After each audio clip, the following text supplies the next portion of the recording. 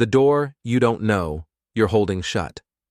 What if the person keeping you small is the same one brushing your teeth every morning? What if the version of you that quietly sabotages your best ideas doesn't look like a villain at all? Just a tired face, a familiar routine, a tomorrow that never shows up? People love to say change takes time. They rarely admit it also takes nerve. Today isn't a pep talk. It's a wake-up call disguised as a mirror. If you've ever felt like your life is buffering while everyone else is streaming in HD, stay with me. By the time this ends, you'll know exactly why you've been stuck and exactly how to move without waiting for permission, perfect timing, or a sign from the sky. You won't hear gentle advice. You'll hear the truth that most folks keep quiet because it doesn't sound polite. Ready? Let's open the door you've been holding shut. But first, a single question that cuts deep. If 1 year from today you're still here, same habits, same excuses, what will that cost you? Hold that number. Now let's go. The lie of later. Later is the sweetest thief you'll ever meet. It smiles, it nods, it tells you you're being smart. Wait for more money, more confidence, more signs, more applause. But later isn't a calendar date. It's a trap with soft pillows. You keep climbing into it because it feels safe. Here's the hit you won't like. You don't have a motivation problem. You have a tolerance problem. You tolerate the distance between what you say you want and what you actually do. Every time you say tomorrow, you reinforce a secret identity. Someone who delays their own life and then invents a reason that sounds reasonable. Think back to the last time you hesitated on something you knew mattered. Did waiting make it easier? Or did it make your fear feel heavier? Acting before you feel ready isn't recklessness. It's how readiness is built. Competence creates confidence, not the other way around. The first rep will be ugly. Good. It's supposed to be. The second rep will be slightly less ugly. That's progress. 10 reps later, people will call you gifted, and you'll laugh because you remember the shaky start. You don't have to leap a canyon today. You have to take one unromantic step, publish one paragraph, send one message, build one page, make one sale. That tiny act flips the identity switch from I hope to I do. And once that switch flips, momentum does the heavy lifting. But that's not the whole story. There's a quieter lie that disguises itself as kindness. You don't have to leap a canyon today. You have to take one unromantic step, publish one paragraph, send one message, build one page, make one sale. That tiny act flips the identity switch from I hope to I do. And once that switch flips, momentum does the heavy lifting. But that's not the whole story. There's a quieter lie that disguises itself as kindness. People borrow your time like it has no interest rate. And then you wonder why you feel invisible in a life you built. Here's the harsh math. Every fake yes steals hours from the future you're trying to build. If you constantly perform a softer version of yourself to keep others comfortable, you won't grow. You'll disappear. Real kindness has a spine. It can say, I can't make it. It can say, that doesn't fit my priorities. It can let a silent room sit in the truth without tap dancing to fill it. Write this down. No is a full sentence. You don't owe a seminar after it. You don't have to draft a novel of apologies. People who benefit from your smallness will call you selfish the moment you set a boundary. That's not feedback. That's data. Let it sort your circle. And while we're here, let's attack the myth you've been sold about motivation itself. The motivation myth. Why you don't feel like it, and why that doesn't matter. You've been told to chase motivation like it's gasoline, but motivation is more like weather. Useful when it's sunny, irrelevant when it rains. If your dream survives only on nice days, it's not a dream, it's a daydream. The people you admire aren't always inspired, they're consistent. They build systems that carry them when their feelings bail. Create a daily, non-negotiable. A small, boring, repeatable action tied to your identity. If you're a writer, 30 minutes at sunrise. If you're learning English, a short voice note every evening. If you're building a business, one outreach block before you check messages. Ritual beats willpower Because rituals don't ask how you feel, they simply happen. Motivation visits. Systems live here. Two levers matter most: friction and feedback. Reduce friction to start, make it easy to begin, increase feedback to stay, see progress in real time. Track reps, not dreams. Celebrate streaks, not fantasies. Small numbers tell big truths. What gets measured grows. Still, none of that matters if you stay addicted to comfort. Let's talk about the slow poison. Comfort is a beautiful place to rest and a terrible place to live. It sneaks in quietly. The extra hour of scrolling, the skipped workout because today was long, the way you park your hardest task behind a stack of tiny easy ones. You didn't choose defeat, you drifted into it. Here's an uncomfortable practice that rewires this. Daily discomfort minutes. Every day, pick one thing that makes your stomach tighten and do exactly that, on purpose, for a small, fixed window. Cold message a potential client. Speak in the language you're learning even if your grammar limps. Share your work before it feels polished. Record the representative. Repeat tomorrow. Discomfort minutes build proof. Proof builds pride. Pride builds power.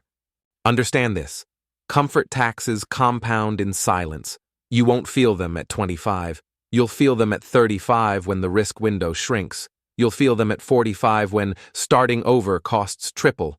Pay small discomfort taxes now or pay crushing regret interest later.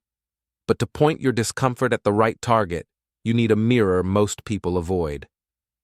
The audit, facing the numbers, you keep dodging. If you can't measure it, you can't fix it. Vague hopes birth vague results. Take a ruthless week and score your life like a business. Sleep, nutrition, training, relationships, skill growth, revenue, focus, language practice, creative output. 10 is elite. 1 is denial. Write the numbers. Don't defend them. Don't spin them. Just see them. Then choose one lever with outsize impact. Not 5. 1. If you sleep like a raccoon in a disco, fix that first. If your phone drags you into doom loops, set a hard lockout and move the device to a different room during deep work. If your English stalls because you never speak, book micro-conversations with real humans 3 times a week. The honesty hurts for 2 days. The clarity saves you for 2 years.